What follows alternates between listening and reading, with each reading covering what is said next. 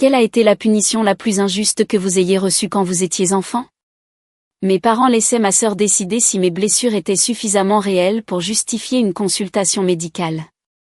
J'étais allongée sur le carrelage de la cuisine, mon bras plié dans un angle que les bras ne devraient jamais prendre, lorsque ma sœur aînée, Amandine, est entrée et a déclaré que je simulais pour attirer l'attention. Maman a lâché le sac de glace qu'elle était en train de prendre et s'est tournée vers Amandine avec ce soulagement désespéré sur le visage. « Tu es sûre, ma chérie? Ça a l'air vraiment grave. » Amandine m'a à peine jeté un regard avant de sortir son téléphone et de faire défiler quelque chose. Elle fait ça à chaque fois que j'ai quelque chose d'important. Sa fête d'admission en médecine a lieu dans 3 heures. Elle s'est probablement tordu le bras exprès pour attirer l'attention. La douleur qui irradiait dans mon avant-bras me donnait des vertiges, mais je savais qu'il valait mieux ne pas discuter. La règle était en place depuis mes 9 ans, après que j'ai prétendument gâché le 13e anniversaire d'Amandine en ayant ce qu'elle a appelé une fausse crise de convulsion pendant sa fête. Ce n'était pas faux. L'hôpital a confirmé que j'avais eu une réaction allergique sévère à quelque chose dans le gâteau, mais Amandine a convaincu mes parents que je connaissais l'allergène et que je l'avais mangé quand même pour lui voler la vedette. Après cela, chaque blessure ou maladie devait être approuvée par ma sœur aînée avant que je puisse voir un médecin. Papa est entré par le garage et m'a vu sur le sol avec mon bras clairement cassé, l'os créant cette protubérance anormale sous la peau qui me retournait l'estomac quand je regardais. « Amandine, quel est ton diagnostic ?» Il a demandé cela sur le même ton qu'il utilisait pour les décisions professionnelles, complètement clinique et distant. Ma sœur a finalement levé les yeux de son téléphone et s'est approchée pour examiner mon bras à environ 1 mètre de distance. Elle s'est accroupie, mais n'a pas touché. Elle a juste incliné la tête et a émis ce son de réflexion. C'est probablement juste une grosse entorse. Elle fait son cinéma parce que Théo vient à ma fête ce soir et elle a ce béguin pathétique pour lui. Mon visage brûlait d'humiliation parce que le béguin était réel, mais cela n'avait rien à voir avec ça. J'étais tombée de mon vélo en essayant d'éviter de heurter le chien de Madame Dubois quand il a traversé la rue en courant. La chute avait été brutale et rapide, et j'avais entendu le craquement quand mon bras a heurté le trottoir. « Amandine, s'il te plaît. » Ma voix est sortie plus faible que je ne le voulais. Je l'ai entendu craquer. J'ai vraiment besoin d'aller à l'hôpital. Maman a échangé un regard avec papa et j'ai vu le calcul familier se produire. M'emmener aux urgences signifiait perdre du temps de préparation pour la fête d'Amandine. Cela signifiait des questions du personnel sur pourquoi ils avaient attendu si longtemps. Cela signifiait qu'Amandine serait contrariée que l'attention se déplace sur moi. « On va juste bander ça et on verra comment tu te sens demain », a décidé maman en sortant déjà la trousse de premier secours du placard. Si Amandine a raison et que c'est juste une entorse, nous aurons gaspillé 4 heures aux urgences pour rien. Papa a hoché la tête en signe d'accord et ils ont tous deux commencé à rassembler du matériel pendant que j'étais allongée là sur le carrelage froid, mon bras lançant par vagues, faisant danser des points noirs devant mes yeux. Amandine est retournée à son téléphone, considérant que la situation était réglée. Elle a crié par-dessus son épaule en sortant de la cuisine. Assurez-vous qu'elle reste dans sa chambre pendant la fête. Je ne veux pas qu'elle se promène en boitant et en jouant la victime. Ils ont bandé mon bras si serré que je ne sentais plus mes doigts au bout de 10 minutes. Puis ils m'ont envoyé à l'étage avec 2 comprimés d'ibuprofène et des instructions pour me reposer. Je pouvais les entendre se préparer pour la fête en bas, accrocher des décorations et disposer de la nourriture, pendant que j'étais assise sur mon lit, fixant mon bras, qui devenait déjà violet, enflant si fort que le bandage me cisaillait la peau. Mon téléphone a vibré avec un message de ma meilleure amie Inès demandant si je venais à la fête, puisque mes parents avaient invité la moitié du quartier. J'ai tapé en retour avec ma main gauche que je ne pouvais pas venir. Tombée de vélo, bras fait mal. Elle a répondu immédiatement, demandant si j'étais allée à l'hôpital. Quand j'ai dit non, elle m'a appelé au lieu de répondre par message. « Comment ça, tu n'es pas allée à l'hôpital ? Ton bras est cassé, non ?» Sa voix était tendue d'inquiétude et je pouvais entendre la circulation en arrière-plan, ce qui signifiait qu'elle était déjà dans la voiture de sa mère quelque part. Amandine a dit que c'est juste une entorse et mes parents l'ont cru. Je dois attendre jusqu'à demain pour voir comment ça va. Même le dire à voix haute rendait la chose insensée. Mais c'était comme ça que les choses fonctionnaient chez moi. Inès me connaissait depuis le CE2 et connaissait la règle. Elle l'avait vue en action plusieurs fois au fil des ans. Il y eut une longue pause où je pouvais l'entendre respirer et une conversation étouffée avec sa mère. « On vient te chercher. Ma mère dit que tu as besoin d'une radio tout de suite.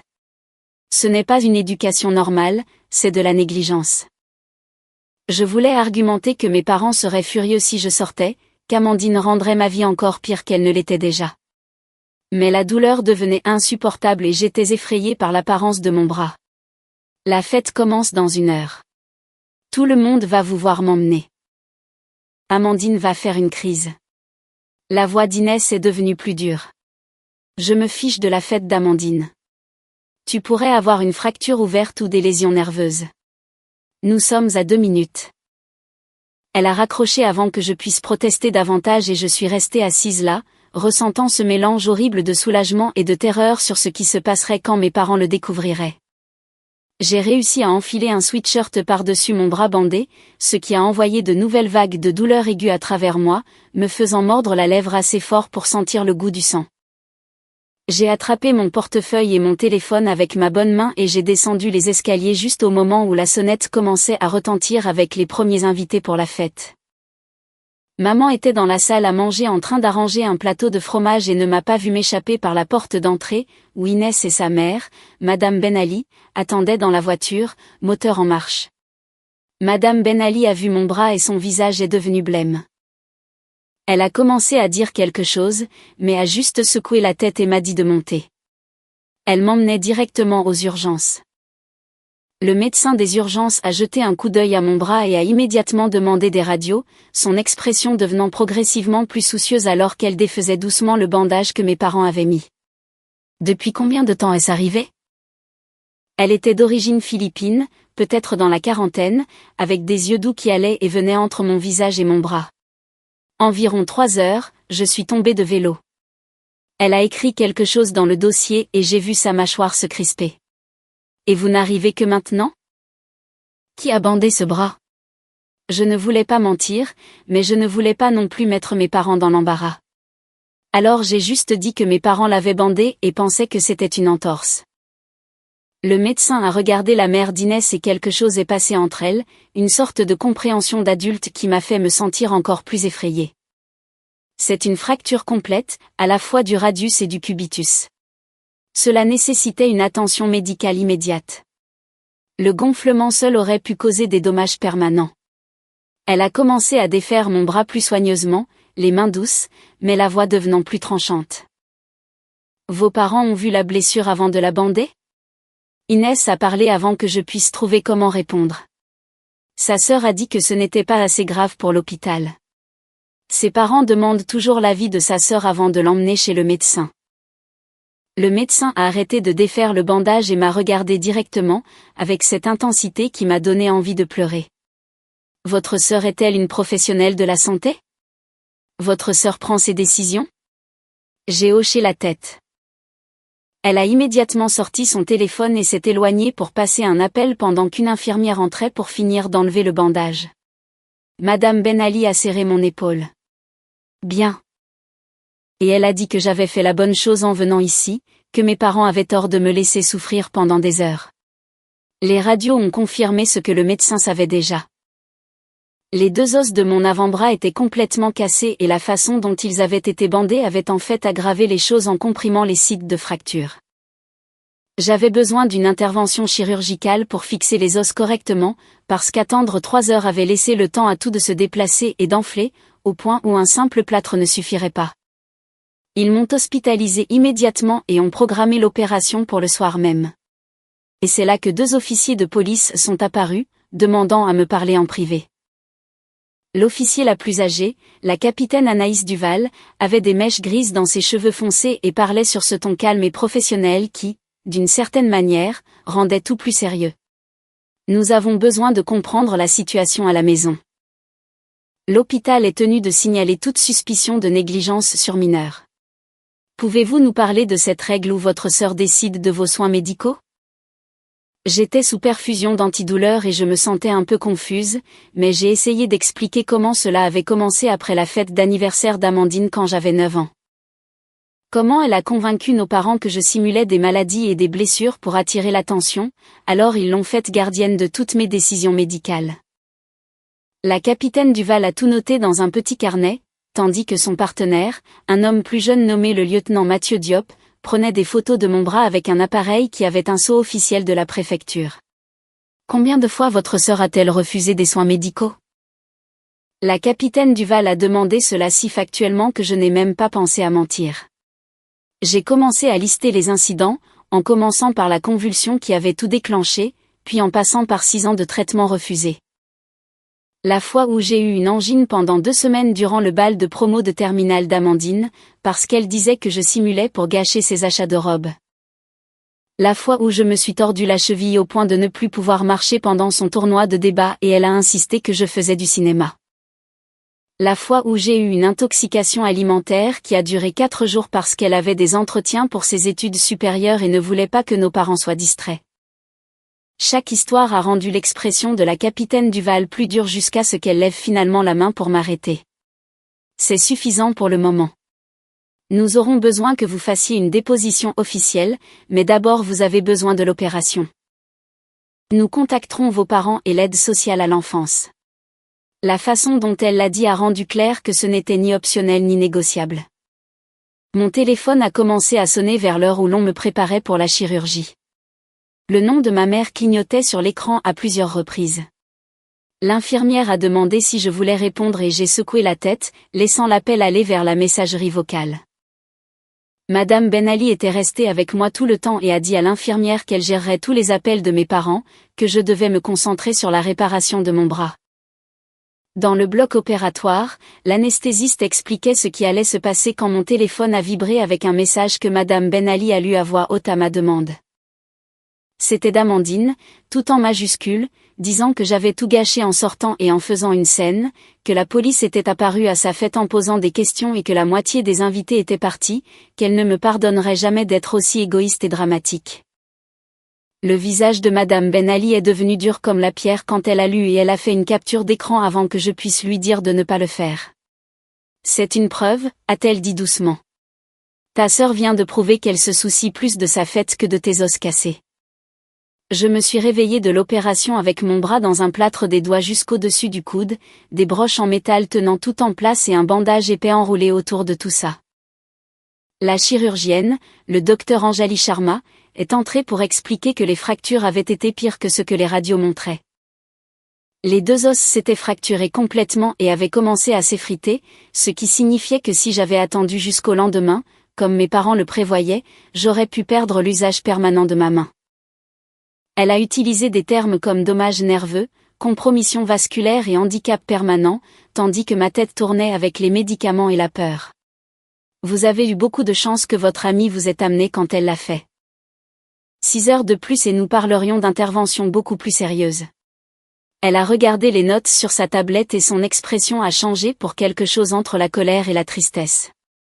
L'hôpital a déjà déposé un rapport auprès des services sociaux. Quelqu'un viendra vous parler demain matin. Mes parents sont apparus vers minuit, tous deux vêtus de tenues de fête qui semblaient fausses sous l'éclairage dur de l'hôpital. Maman avait pleuré, son maquillage étalé, et le visage de papa était serré par une colère mal contenue. Ils n'ont pas été autorisés à entrer dans ma chambre au début, parce que la capitaine Duval était encore là à terminer le rapport, mais je pouvais les entendre se disputer avec les infirmières dans le couloir.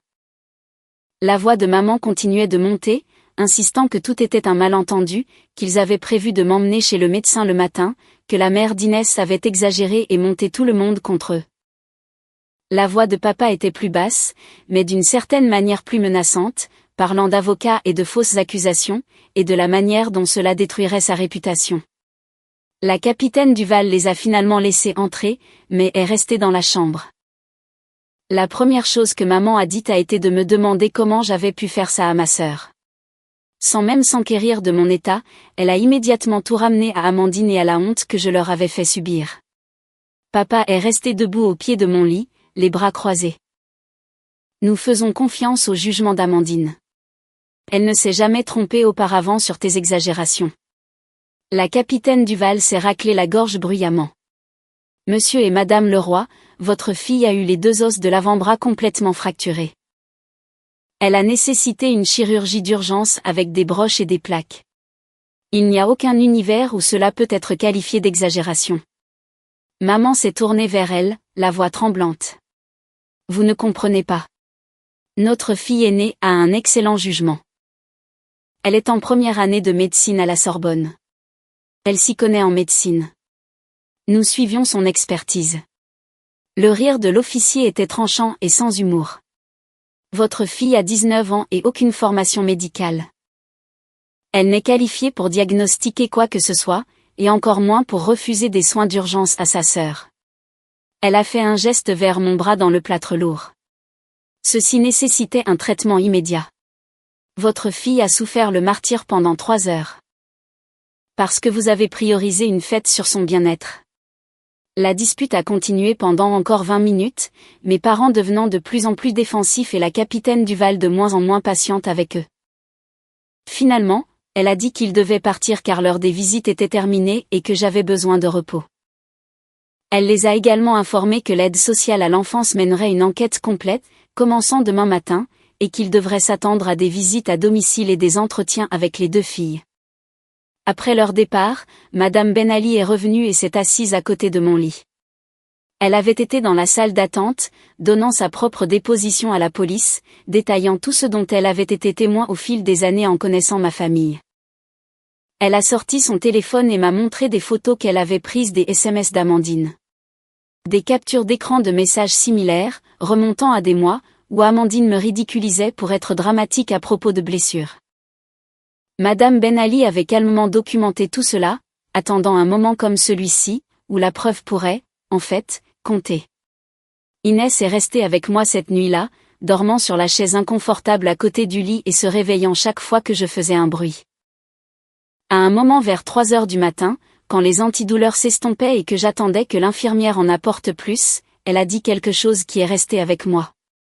Tu sais que ce n'est pas normal, n'est-ce pas? Genre, tu sais que tes parents sont maltraitants et que ta sœur te fait subir une pression psychologique avec leur permission? Je ne m'étais jamais permis de penser en ces termes auparavant. Je me disais toujours qu'Amandine était juste protectrice ou que mes parents faisaient juste confiance à son jugement, mais allongée là avec des broches dans le bras pour une fracture qui a été ignorée pendant des heures, je ne pouvais plus faire semblant. Je sais, ai-je chuchoté. Le dire à voix haute a semblé briser quelque chose à l'intérieur de ma poitrine qui était verrouillée, serrée depuis des années. Inès a tendu la main et a tenu ma bonne main. Et nous sommes restés assises là dans la chambre d'hôpital sombre, tandis que les machines bipaient et que les infirmières faisaient leur ronde, et ma compréhension entière de ma famille s'est effondrée en quelque chose de laid et de véritable. L'assistante sociale de l'aide sociale à l'enfance est arrivée à 8 heures du matin. Une femme nommée Stéphanie Nguyen, qui portait des vêtements professionnels et un porte-documents en cuir rempli de papier. Elle a tiré une chaise près de mon lit et a expliqué que le signalement de l'hôpital, combiné aux dépositions de la police, avait déclenché une enquête d'urgence. Elle m'a demandé de passer en revue la règle concernant Amandine et j'ai tout raconté sur la première fois quand j'avais 9 ans et que j'ai eu la réaction allergique. Sur la progression des incidents où Amandine m'a refusé des soins pour des problèmes de plus en plus sérieux. Sur la façon dont mes parents avaient transféré toute l'autorité médicale à ma sœur, parce qu'ils faisaient confiance à son jugement plus qu'à mes rapports sur mon propre corps. Stéphanie a tout noté d'une écriture soignée, posant occasionnellement des questions de clarification sur des incidents spécifiques ou des chronologies. Son visage est resté professionnellement neutre, mais je l'ai vu tenir son stylo plus fort quand j'ai décrit l'attente avec une intoxication alimentaire pendant 4 jours. Après 1 heure de questions, Stéphanie a fermé son porte-documents et m'a regardé directement. Je vous place en placement provisoire en attendant les conclusions de l'enquête. Vous ne rentrerez pas chez vous tant que nous n'aurons pas déterminé si votre environnement est sûr. Avez-vous des parents ou des amis de la famille qui pourraient vous accueillir? J'ai immédiatement pensé à Madame Ben Ali et Inès, et Stéphanie a pris des notes sur le fait de les contacter pour une évaluation de placement. Elle m'a aussi dit qu'Amandine serait interrogée séparément et que mes parents seraient obligés d'assister à des sessions de soutien à la parentalité. L'enquête prendrait plusieurs semaines, au minimum, peut-être des mois, selon ce qu'il trouverait. Je serais autorisée à des visites médiatisées avec mes parents si je le voulais, mais Amandine ne serait pas autorisée à avoir le moindre contact avec moi jusqu'à ce que l'enquête soit conclue.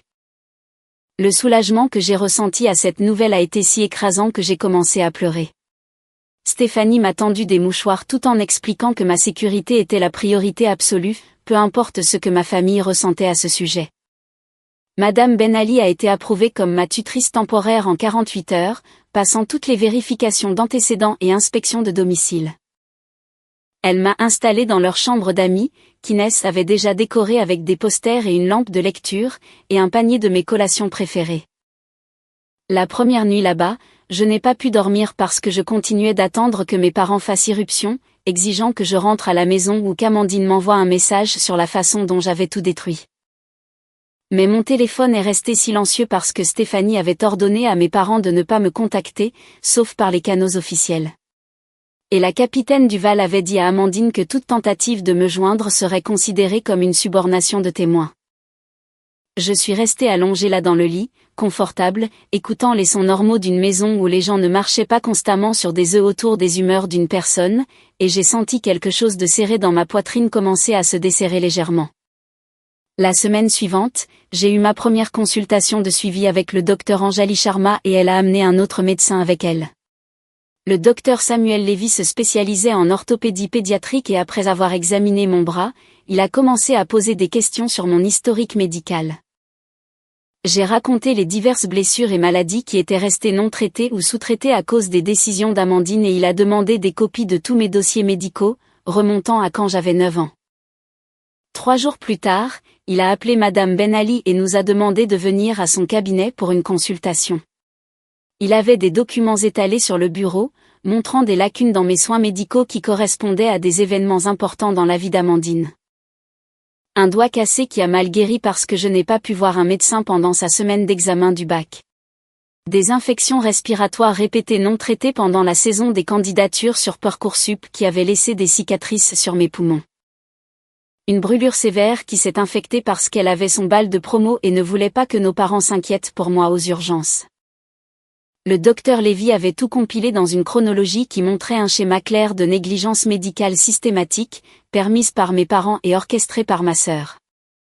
Il a écrit un rapport détaillé pour les services sociaux, documentant chaque instance, les conséquences médicales et son opinion professionnelle selon laquelle cela constituait une maltraitance sévère. Ses mains tremblaient légèrement quand il nous a montré les radios thoraciques de mes infections respiratoires, pointant des zones où mon tissu pulmonaire montrait des dommages permanents d'une pneumonie non traitée que j'avais eue pendant la première année de médecine d'Amandine. Cela n'aurait jamais dû arriver. Un enfant avec une pneumonie ne fait pas simplement avec, parce que sa sœur a des examens partiels. Ce niveau de négligence aurait pu avoir des conséquences bien plus graves. Il a glissé des copies du rapport sur le bureau. Une pour Madame Ben Ali, une pour moi et une qu'il a dit avoir déjà envoyée à Stéphanie et à l'officier de police en charge de mon cas. Stéphanie a appelé le lendemain pour me dire que le parquet engageait des poursuites pénales contre mes parents, et pas seulement une enquête des services sociaux. Le procureur de la République voulait poursuivre pour mise en danger de mineurs et non-assistance à personne en danger, et il considérait des poursuites contre Amandine aussi pour son rôle dans le refus de soins nécessaires. Les preuves du docteur Lévy, combinées au rapport de police et aux dépositions des témoins, peignaient un tableau de maltraitance systématique sur 6 ans. Stéphanie a demandé si je serais prête à témoigner au tribunal si cela en arrivait là. J'ai dit oui sans la moindre hésitation. J'étais fatiguée de les protéger, fatiguée de faire semblant que la règle était normale ou acceptable, fatiguée de porter le poids de leur dysfonctionnement. Elle m'a dit que l'audience préliminaire était prévue dans 3 semaines et que je devais me préparer à ce que mes parents se battent agressivement contre cela. Ils avaient déjà engagé une avocate coûteuse qui prétendait que tout était un malentendu monté en épingle par une assistante sociale inexpérimentée. Mes parents ont demandé une visite médiatisée par les canaux officiels et Stéphanie l'a arrangée au bureau des services sociaux avec elle présente. Ils sont entrés, semblant plus petits, moins autoritaires qu'à leur habitude. Maman avait perdu du poids et les cheveux de papa semblaient plus gris. Ils se sont assis de l'autre côté de la table de conférence et maman a immédiatement commencé à pleurer, tendant la main vers la mienne. Je me suis reculée, gardant mes 2 mains sur mes genoux, où elle ne pouvait pas me toucher. Ma chérie, nous n'avons jamais voulu que tu sois blessée. Nous pensions qu'Amandine savait mieux. Elle est si intelligente et nous faisons confiance à ses connaissances médicales. Papa a hoché la tête, la voix implorante. Nous essayons juste de t'apprendre à ne pas être dramatique pour chaque petite chose. Nous n'avons pas réalisé à quel point tes blessures étaient vraiment sérieuses.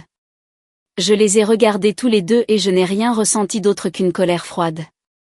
J'ai dit que mon bras était cassé. J'ai dit que je l'avais entendu craquer. Vous avez choisi de croire Amandine plutôt que moi parce que c'était plus pratique pour sa fête. Le visage de maman s'est effondré. Ce n'est pas juste. Nous t'avons toujours aimé autant que ta sœur. Nous essayons juste d'équilibrer les besoins des deux. Stéphanie a coupé avant que je puisse répondre. Madame Leroy, la négligence médicale n'est pas une question d'amour ou d'équilibre, c'est une question de manquement à fournir les soins nécessaires à votre enfant. Votre fille a nécessité une chirurgie d'urgence parce que vous avez attendu 3 heures pour chercher un traitement.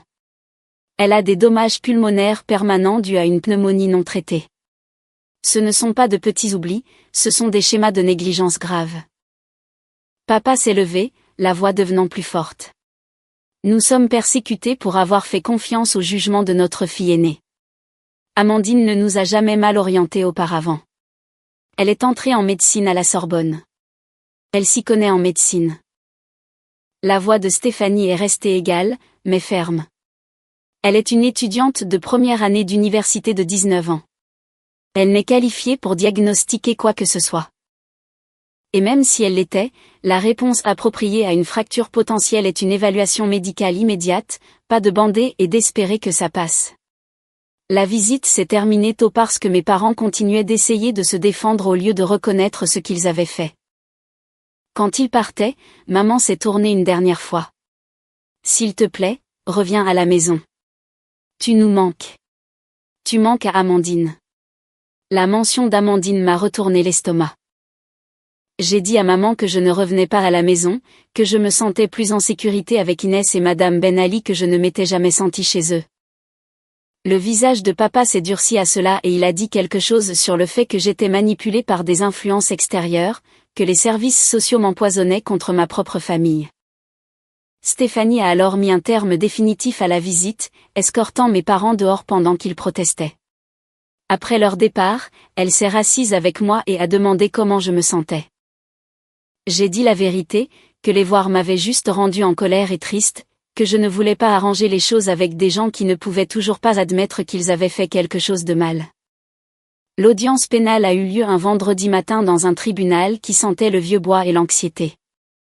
Le procureur, le substitut du procureur maître Jean-Luc Diallo, était un homme noir dans la cinquantaine qui se spécialisait dans les cas de maltraitance d'enfants. Il avait passé en revue toutes les preuves et m'avait dit avant d'entrer qu'il avait un dossier solide, mais que les juges pouvaient être imprévisibles quand il s'agissait de parents qui semblaient respectables par ailleurs. L'avocate de mes parents, maître Isabelle Fournier, une femme en tailleur strict, a immédiatement commencé à argumenter que c'était une affaire familiale privée, que les services sociaux avaient outrepassé leurs droits. Que mes parents étaient des gens aimants qui avaient commis une erreur de jugement. Maître Diallo a présenté les preuves médicales systématiquement, commençant avec le bras cassé et remontant à travers 6 ans de négligence documentée. Le docteur Lévy a témoigné sur les dommages permanents à mes poumons et les os mal guéris de fractures antérieures non traitées. La capitaine Duval a témoigné sur les dépositions des témoins et le schéma qu'elle a vu en enquêtant sur l'affaire. Puis, ce fut mon tour de témoigner et l'avocate de la défense y est allée fort. Elle a demandé si j'avais déjà été dramatique à propos de blessures auparavant, si j'avais déjà exagéré des symptômes pour obtenir de l'attention, si j'avais une relation difficile avec Amandine qui aurait pu me donner envie de la saper. J'ai répondu à chaque question honnêtement, admettant que oui. Parfois j'avais été inquiète pour des choses mineures qui se sont révélées n'être rien, mais j'ai aussi souligné que les enfants n'ont pas de formation médicale, qu'il est normal d'avoir tort sur des symptômes. Et c'est exactement pourquoi les parents doivent pécher par excès de prudence. Maître Fournier a essayé de me faire trébucher en posant des questions sur des incidents spécifiques qu'Amandine prétendait être exagérés, mais Maître Diallo a objecté chaque fois qu'elle essayait d'utiliser les évaluations d'Amandine comme s'il s'agissait de faits médicaux.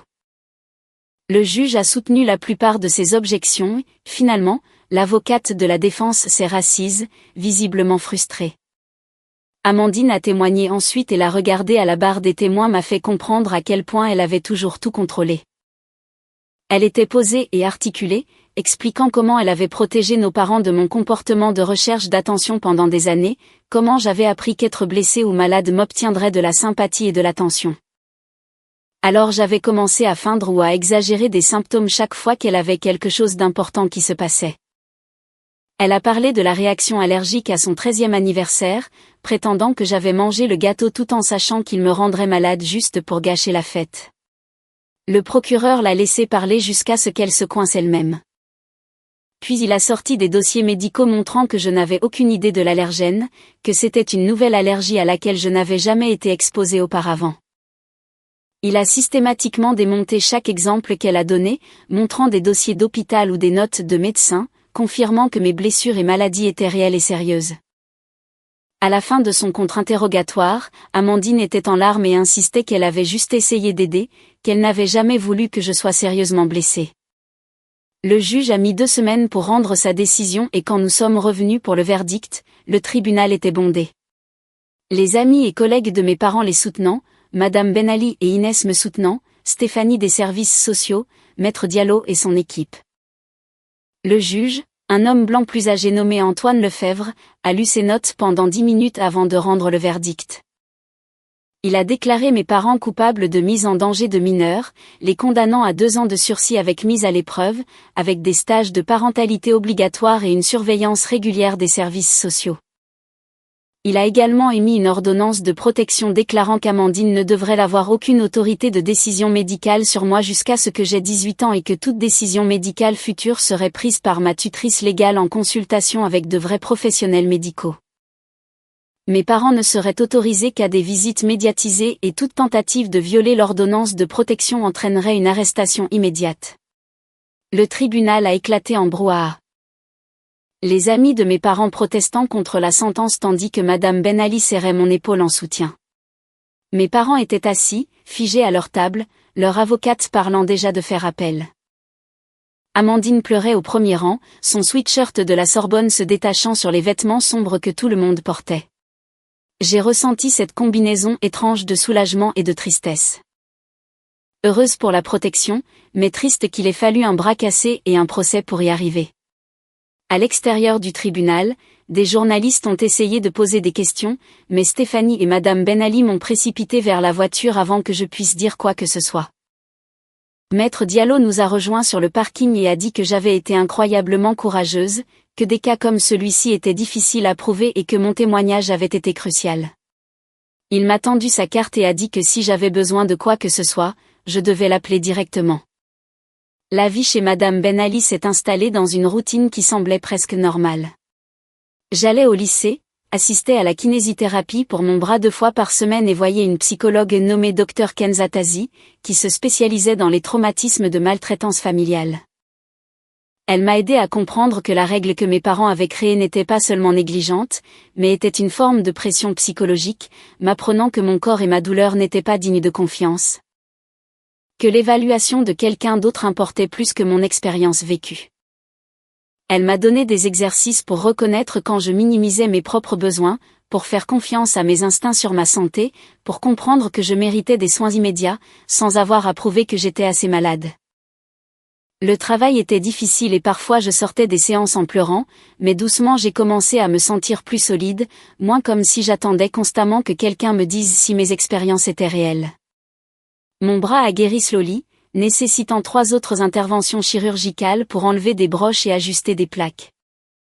Chaque fois, le docteur Anjali Sharma a tout documenté pour le dossier en cours des services sociaux, notant que les retards dans le traitement initial avaient compliqué le processus de guérison et entraîneraient probablement une mobilité limitée permanente de mon poignet. Elle a écrit des lettres pour mon lycée, expliquant les aménagements dont j'aurais besoin et a travaillé avec le kinésithérapeute pour maximiser la fonction que je pourrais récupérer. 6 mois après la fracture, je ne pouvais toujours pas plier mon poignet complètement, je ne pouvais pas tenir des objets aussi forts qu'avant et j'avais une douleur constante quand le temps changeait. Le docteur Sharma m'a dit que c'était le meilleur résultat que nous pouvions espérer, étant donné à quel point les os avaient été endommagés. Elle l'a dit gentiment, mais j'ai entendu le message non dit que ce handicap permanent était évitable, que 3 heures de retard avaient changé ma vie pour toujours. Mes parents ont terminé les stages de parentalité, mais n'ont pas semblé internaliser quoi que ce soit de ce qu'ils ont appris. Lors des visites médiatisées, ils défendaient encore leur décision. Ils prétendaient encore qu'ils faisaient juste confiance au jugement d'Amandine, agissaient encore comme des victimes d'un système injuste. Ils ne se sont jamais excusés pour la douleur qu'ils ont causée ni reconnu que la règle avait été abusive. Après 6 mois de visite, où ils ne pouvaient même pas admettre leur faute, j'ai arrêté d'y aller. Stéphanie a demandé si j'étais sûre et j'ai dit que je ne pouvais pas continuer d'attendre qu'ils deviennent des personnes différentes. Elle l'a noté dans le dossier et l'avocate de mes parents a envoyé des lettres menaçant de poursuivre pour aliénation parentale. Maître Diallo a répondu avec la documentation de tout ce qu'ils avaient fait et les lettres ont cessé. J'en avais officiellement fini avec eux, libre de construire une vie qui n'incluait pas des gens qui m'avaient laissé souffrir pendant 6 ans plutôt que de déranger ma sœur. Amandine a essayé de me contacter à plusieurs reprises, envoyant des emails et des lettres via mon ancienne adresse scolaire. Madame Ben Ali a tout filtré et gardé pour Stéphanie, qui a documenté le contact comme des violations de l'ordonnance de protection. Les emails étaient tous des variations du même thème. Amandine prétendant qu'elle avait essayé de me protéger de moi-même, qu'elle n'avait jamais voulu que les choses aillent si loin, que je détruisais notre famille en refusant de lui pardonner. Il n'y a jamais eu de vraies excuses, jamais aucune reconnaissance que ces décisions avaient causé un réel préjudice, juste des justifications et des transferts de culpabilité. Après le 3e email, Stéphanie l'a signalé au tribunal et Amandine a reçu un avertissement officiel que tout contact supplémentaire pourrait entraîner des poursuites pénales. Les emails ont cessé après cela, mais parfois je voyais ces publications sur les réseaux sociaux via des amis communs, jouant toujours la victime, se positionnant toujours comme la partie lésée dans une situation qu'elle ne pouvait pas contrôler. J'ai terminé le lycée en vivant avec Madame Ben Ali et Inès, qui était devenue plus une sœur pour moi qu'Amandine ne l'avait jamais été. Elle m'a aidé avec mes vœux sur Parcoursup et a célébré quand j'ai été acceptée dans 6 universités différentes, tout assez loin de la maison pour que je n'aie jamais à m'inquiéter de croiser mes parents ou Amandine. J'ai choisi une université à Strasbourg avec un solide programme de droit parce que je voulais travailler en droit de la famille, protégeant les enfants de situations similaires à celles que j'avais survécues. Madame Ben Ali a pleuré quand j'ai raconté mes plans, des larmes de fierté, et a dit qu'elle avait toujours su que je transformerais ma douleur en objectif. Le jour où je suis partie pour l'université, elle m'a donné un dossier contenant tous les dossiers médicaux, documents judiciaires et preuves du cas. Elle a dit que je pourrais en avoir besoin un jour et qu'avoir tout organisé rendrait plus facile d'y accéder si des questions se posaient. L'université a été une liberté d'une manière que je n'avais jamais expérimentée, vivant dans une résidence universitaire avec des gens qui ne connaissaient pas mon histoire, qui me voyaient comme juste une autre étudiante au lieu de la fille qui avait été négligée par sa famille. Je me suis fait des amis, j'ai rejoint des associations, j'ai découvert que j'étais bonne en débat et en plaidoirie. Mon poignet me gênait encore, surtout pendant l'hiver, et je devais prendre des notes sur un ordinateur portable, parce qu'écrire à la main trop longtemps faisait mal. Mais je me suis adaptée, j'ai trouvé des solutions alternatives et doucement j'ai arrêté de le voir comme un handicap et plus comme une simple partie de qui j'étais maintenant. Dans mes cours de droit de la famille, j'ai écrit des dissertations sur la négligence médicale et la maltraitance entre frères et sœurs, que mes professeurs ont dit être certains des travaux les plus perspicaces qu'ils aient lus. J'ai transformé mon expérience en expertise et cela m'a semblé puissant, au lieu d'être douloureux.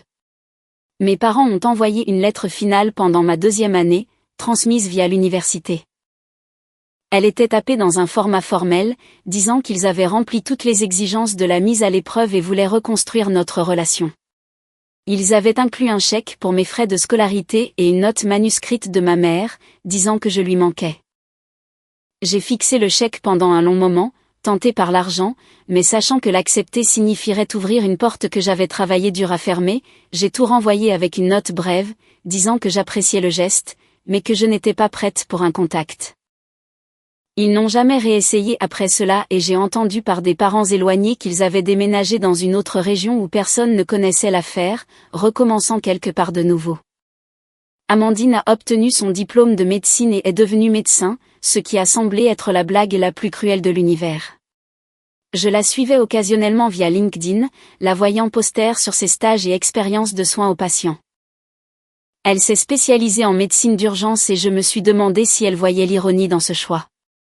La femme qui m'avait refusé des soins d'urgence pendant 6 ans était maintenant responsable de prendre des décisions médicales de vie ou de mort. J'espérais qu'elle était meilleure à cela avec des étrangers qu'elle ne l'avait été avec sa sœur. J'espérais aussi que chaque patient qui entrait avec un os cassé la faisait penser à moi, lui rappelait ce qu'elle avait fait. C'était mesquin et je le savais, mais je ne pouvais pas m'empêcher de vouloir qu'elle ressente quelque chose, ne serait-ce que sa culpabilité. J'ai obtenu mon master en droit avec mention et j'ai été acceptée dans une école d'avocat avec une bourse complète, écrivant ma lettre de motivation sur la façon dont l'expérience vécue avec la maltraitance familiale systématique avait façonné ma compréhension de la justice.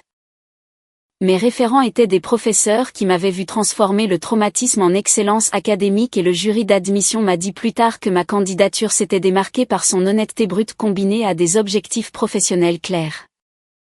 Madame Ben Ali et Inès sont venues à ma cérémonie de remise de diplôme en apportant des fleurs et en prenant des centaines de photos. Cette nuit-là, Madame Ben Ali m'a dit qu'elle m'avait toujours vue comme une seconde fille, que m'accueillir avait été l'une des meilleures décisions de sa vie. J'ai pleuré et je l'ai remerciée de m'avoir sauvée, pas seulement de cette nuit avec le bras cassé, mais des années de maltraitance supplémentaires que j'aurais subies si elle n'était pas intervenue. 10 ans après la fracture du bras, je travaillais comme avocate en droit de la famille, spécialisée dans les cas de négligence médicale, quand j'ai reçu un appel de Stéphanie, qui avait gardé contact au fil des ans. Elle a dit qu'elle avait un cas qui lui rappelait le mien, un adolescent dont le frère aîné avait reçu un pouvoir de veto médical par les parents. Serais-je prête à donner mon avis de consultante ? J'ai dit oui immédiatement et j'ai passé 3 heures à revoir des dossiers qui auraient pu être mon histoire avec des noms différents. Le schéma était identique, les justifications les mêmes, la maltraitance emballée dans le même langage de confiance et de jugement. J'ai aidé à construire le dossier qui a finalement permis de retirer le garçon de la maison et a abouti à des poursuites pénales contre les parents. Plus tard, sa tutrice m'a remercié et a dit que mon expertise avait fait toute la différence. J'ai conduit chez moi ce soir-là, pensant à moi, à 15 ans, allongée sur un carrelage de cuisine avec un bras cassé, et je me suis sentie reconnaissante d'avoir survécu pour aider d'autres personnes dans des situations similaires. Mon poignet me fait encore mal quand il pleut et j'ai encore des cicatrices sur les poumons dues à une pneumonie non traitée. Ces rappels physiques de ce qui s'est passé ne disparaissent jamais complètement, mais ils sont devenus une partie de mon histoire au lieu de sa définition. Je ne suis pas seulement la fille dont la sœur contrôlait les soins médicaux. Je suis l'avocate qui se bat pour les enfants qui ne peuvent pas se battre pour eux-mêmes. Je suis la survivante qui a transformé la douleur en objectif. Et chaque cas que je gagne, chaque enfant que j'aide à protéger, semble reprendre le pouvoir qui m'a été volé des années auparavant, quand mes parents ont décidé que le jugement de ma sœur importait plus que mes os cassés. Commentaire, je tenais à partager cette histoire avec vous, car elle aborde des thèmes universels. Vos ressentis et votre douleur sont toujours légitimes, même si d'autres tentent de les minimiser. Apprendre à poser des limites n'est pas un acte d'égoïsme, mais un acte nécessaire de respect de soi. La plus grande bienveillance vient parfois de l'extérieur du cercle familial. Nous ne sommes pas responsables des blessures que l'on nous inflige, mais notre chemin vers la guérison nous appartient. Guérir ne signifie pas oublier, mais plutôt apprendre à construire un avenir que le passé ne contrôle plus. Choisir sa tranquillité d'esprit est un droit fondamental, même si cela implique des décisions difficiles. Il est admirable de voir comment la souffrance peut être transformée en une force pour aider les autres. Prenez soin de vous et écoutez toujours cette voix intérieure qui sait ce qui est juste pour vous. Vous méritez d'être entendu, respecté et de vous sentir en sécurité. Si vous avez aimé, n'oubliez pas de laisser un commentaire et de soutenir la chaîne en vous abonnant. À bientôt pour les prochaines stories.